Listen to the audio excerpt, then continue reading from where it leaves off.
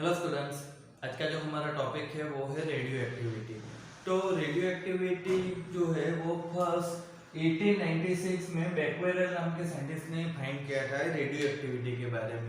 अब ये होता क्या है तो वो हमको देखना है आज। रेडियो एक्टिविटी क्या होता है तो आपको पता होगा कि कोई भी जो अनस्टेबल एटम होता है, ठीक है, तो वो स्टेबल होना चाहता है, तो वही चीज रेडियो एक्टिविटी में होती है, ठीक है। तो अब बैक्वेरेल ने क्या फाइंड किया, तो वो जो अपना एक्सपेरिमेंट कर रहा था तो वहां पर उसने एक्सीडेंटली फाइंड कर दिया कि जो यूरेनियम होता है, ठीक है, तो यूरेनियम उसने कुछ पार्टिकल लिए। अब ये जो पार्टिकल है, ये पार्टिकल को उसने एक ब्लैक पेपर में रखा। अब यूरेनियम को ब्लैक पेपर में रखा, फिर क्या किया कि इधर कोई सिल्वर फॉइल रखा और उसके बाद इधर सिल्वर फॉइल के बाजू में फ्लोरोसेंट स्क्रीन रखा।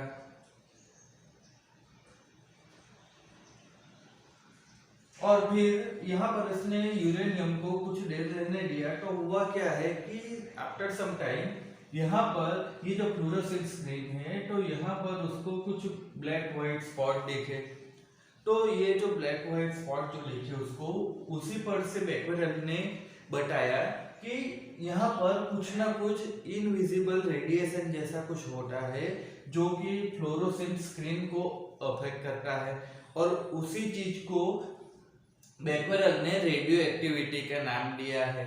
तो यहाँ से कुछ जो रेडिएशन निकल रहा है जो कि इनविजिबल है, ठीक है, तो वो मोस्ट इंपोर्टेंट पॉइंट ध्यान रखना कि इनविजिबल रेडिएशन जैसा कुछ निकल रहा है उसी को बोलते हैं रेडियो एक्टिविटी। तो ये जो इनविजिबल निकलता है वो क्या होता है, तो वो मोस्ट ऑफली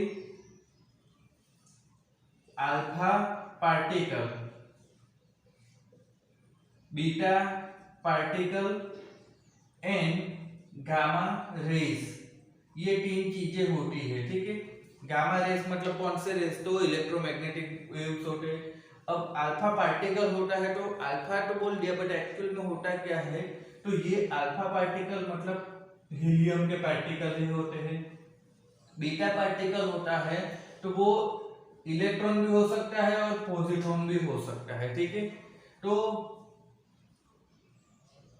पॉजिट्रॉन क्या होगा, तो इलेक्ट्रॉन के जितना ही मास वाला पार्टिकल बट उसका चार्ज पॉजिटिव होता है, ठीक है। इसका मास इलेक्ट्रॉन के जितना ही होगा, बट अब पॉजिट्रॉन ही लिख देता हूं मैं इसको, पॉजिट्रॉन मतलब इलेक्ट्रॉन के जितना ही मास वाला बट उसका चार्ज पॉजिटिव होता है। तो ऐसे जो पार्टिकल होते हैं उसको बोलते हैं पॉजिट्रॉन। तो बीटा पार्टिकल मतलब इलेक्ट्रॉन या पॉजिट्रॉन और गामा रेज होता है।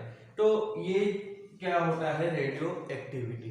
अब ये जो फिनोमेनन है ये एक्चुअली न्यूक्लियर फिनोमेनन है।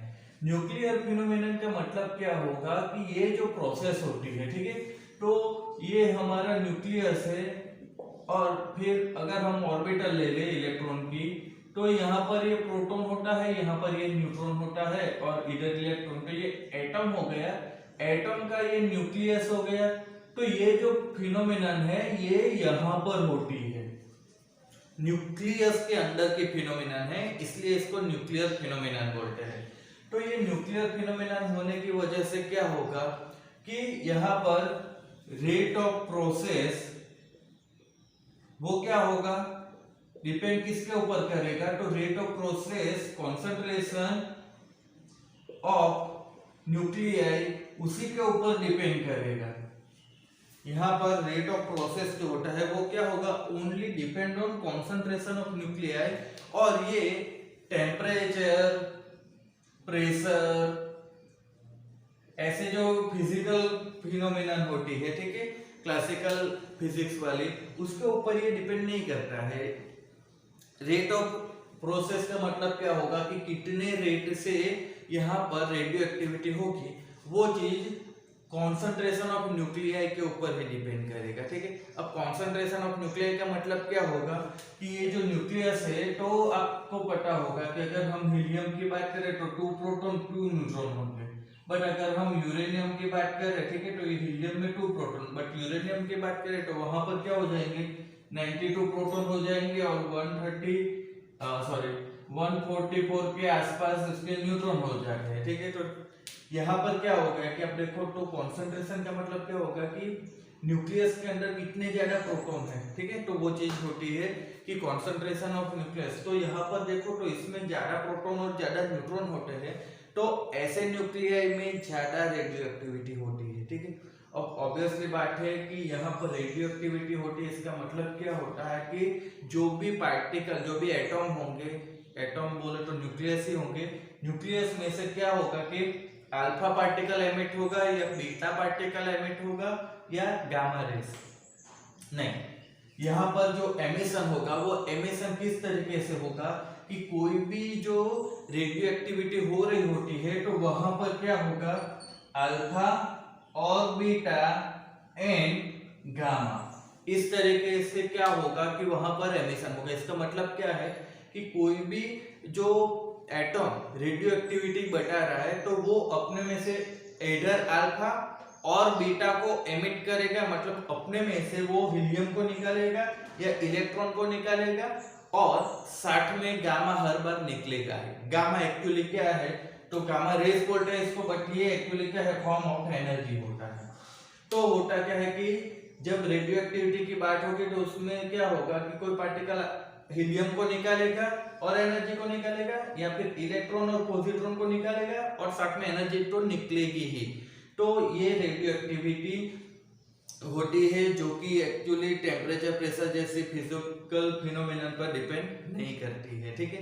तो ऐसा यहाँ पर होता नहीं है कि आपको यहाँ पर यूरेनियम की रेडियो एक्टिविटी करनी है और यहाँ पर आप टेम्परेचर बढ़ा दो तो ये ज्यादा जल्दी से रेडियो एक्टिविटी करेगा, ऐसा कुछ होता नहीं है, ठीक है। अब दूसरी बात की ये यहाँ पर आप देखो तो क्या हुआ कि सिल्वर फॉइल को फ्लोरोसेंट स्क्रीन उन सबको पार करते हुए निकल जाता है, सॉरी ब्लैक पेपर और सिल्वर फॉइल। तो इसका मतलब क्या है कि यहाँ पर आप इसको कोई भी जगह पर रख दो तो इसकी जो रेडियो एक्टिविटी होती है वो हमको पता चल ही जाएगी, ये किसी से रुक सकती नहीं। अब दूसरी चीज की ये रेडियो एक्टिविटी एक्चुअली होती क्यों है, ठीक है। तो रेडियो एक्टिविटी होती है अनस्टेबल एटॉम की वजह से, अनस्टेबल एटॉम की वजह से। तो अब आपको पता होगा कि यूनिवर्स में जो भी हमारे एटॉम पाए गए हैं, ठीक है, न्यूक्लियस, तो वो न्यूक्लियस क्या होते हैं कि पूरे के पूरे जो न्यूक्लियस पाए गए वो सारे के सारे स्टेबल नहीं है, ठीक है। अब मैं यहाँ पर नंबर में नहीं जाना चाहूंगा क्योंकि कुछ जगह पर कुछ और कुछ जगह पर कुछ नंबर होते हैं, बट एक चीज पता है कि कुछ न्यूमेरिकल जो होते हैं वो स्टेबल है, बाकी के न्यूक्लियस कैसे है तो अनस्टेबल है। अनस्टेबल है मतलब क्या है कि वो स्टेबल होना चाहेंगे, तो वो स्टेबल होने के लिए क्या करेंगे, रेडियो एक्टिविटी, मतलब कि अपने में से अल्फा बीटा और गामा एमिट करते रहते हैं। तो रीजन क्या है रेडियो एक्टिविटी का कि अनस्टेबल न्यूक्लियस। तो अब अनस्टेबल न्यूक्लियस किसको बोलेंगे, ठीक है। तो अनस्टेबल न्यूक्लियस की बात करें तो किसको बोलेंगे, तो आपको पता होगा कि न्यूक्लियस के अंदर क्या होता है, तो प्रोटॉन एंड न्यूट्रॉन होते हैं, ठीक है। तो प्रोटॉन एंड न्यूट्रॉन में आप देखो तो होता क्या है कि हम पहले कुछ एलिमेंट की बात करें तो 1H1 हाइड्रोजन होता है, ठीक है, 2He4 हीलियम। तो वैसे ही हम देखें तो Ca कैल्शियम 20 और 40 होता है। तो यहाँ पर कुछ देखा गया है कि अबाउट 20 एटॉमिक नंबर तक के जो न्यूक्लियस होते हैं वो क्या होते हैं कि अपने अंदर जितने प्रोटॉन होते हैं उतने ही न्यूट्रॉन को रखते हैं। तो उस वजह से क्या होगा कि अगर आप प्रोटॉन और न्यूट्रॉन का रेशियो देखेंगे तो वो रेशियो क्या होगा कि अबाउट 20 तक क्या होगा कि वो सीधा है, मतलब स्ट्रेट लाइन आएगा। अब होता क्या है कि जैसे ही आप ये 20 से ज्यादा करोगे, ठीक है, एटॉमिक नंबर 20 से ज्यादा, फॉर एग्जांपल हम यहाँ पर Fe की बात करें तो Fe 26 56 हो जाएगा। तो यहाँ पर प्रोटॉन 26 और न्यूट्रॉन 30 हो जाते हैं। तो ये 30 न्यूट्रॉन आते हैं तो वो एक्चुअली किस वजह से आते हैं, तो ये जो 30 न्यूट्रॉन आते हैं वो एक्चुअली रीजन है स्ट्रॉन्ग न्यूक्लियर फोर्स, ठीक है। तो होता क्या है कि प्रोटॉन और प्रोटॉन बहुत सारे प्रोटॉन जब साथ में आ जाते हैं तो वो एक दूसरे को रिपल करते हैं, तो उनको बैलेंस करने के लिए कौन सा फोर्स होना चाहिए, स्ट्रॉन्ग न्यूक्लियर फोर्स होना चाहिए। तो वो स्ट्रॉन्ग न्यूक्लियर फोर्स क्या होता है कि अगर प्रोटॉन का नंबर ज्यादा हो गया तो वो जो स्ट्रॉन्ग न्यूक्लियर फोर्स है उसको भी ज्यादा होना पड़ेगा। तो वो ज्यादा कब हो पाएगा कि जब न्यूट्रॉन ज्यादा होंगे, ठीक है। तो क्योंकि प्रोटॉन प्रोटॉन के बीच तो रिपल्सन भी लगता रहेगा, तो उसको काउंटर बैलेंस करने के लिए क्या होना चाहिए कि न्यूक्लियर फोर्स होना चाहिए। तो वो न्यूक्लियर फोर्स अगर न्यूट्रॉन का होगा तो वहां पर रिपल्सन फोर्स कम हो जाएगा। इस वजह से न्यूट्रॉन ज्यादा रहते हैं न्यूक्लियस में जब नंबर ऑफ प्रोटॉन कुछ हद से ज्यादा हो जाते हैं, क्योंकि न्यूक्लियर फोर्स चार्ज पर डिपेंड नहीं करता है, ठीक है। तो वो तो न्यूट्रॉन न्यूट्रॉन के बीच भी लगता है। अब न्यूट्रॉन न्यूट्रॉन ज्यादा हो गए तो उनके बीच लगने वाला जो स्ट्रॉन्ग न्यूक्लियर फोर्स है वो ज्यादा हो जाएगा कंपेयर टू प्रोटॉन। तो उस वजह से क्या होगा कि प्रोटॉन प्रोटॉन का जो रिपल्सन है उसको वो बैलेंस कर पाते हैं। तो यहाँ पर इस वजह से क्या होता है कि जब आप कुछ हद से ज्यादा प्रोटॉन वाले एटम लोगे तो वहां पर क्या हो जाएगा कि स्ट्रॉन्ग न्यूक्लियर फोर्स ज्यादा आएंगे। तो वहां पर से फिर ये स्टेबिलिटी, मतलब ये जो एक ग्राफ आता है प्रोटॉन और न्यूट्रॉन का, तो वो क्या होता है कि स्ट्रेट लाइन नहीं रहता है बट वो थोड़ा सा न्यूट्रॉन की ओर बढ़ जाता है। तो होता क्या है कि जैसे जैसे आप आगे जाओगे, ठीक है, ये 26 है, तो जैसे जैसे आप आगे जाओगे तो क्या होता है कि number of neutron number of proton से ज्यादा होते हैं। तो इसलिए न्यूट्रॉन और प्रोटॉन का जो ग्राफ हम बनाएंगे तो वो ग्राफ हमको कुछ इस तरीके से मिलेंगे।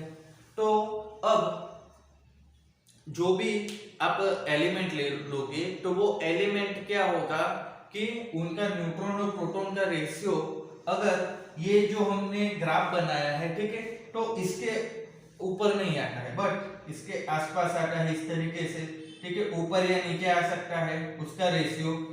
तो वो जो एलिमेंट होंगे वो क्या होंगे, अनस्टेबल। और वो ही जो एलिमेंट होंगे वो क्या करेंगे कि रेडियो एक्टिविटी बढ़ाते हैं।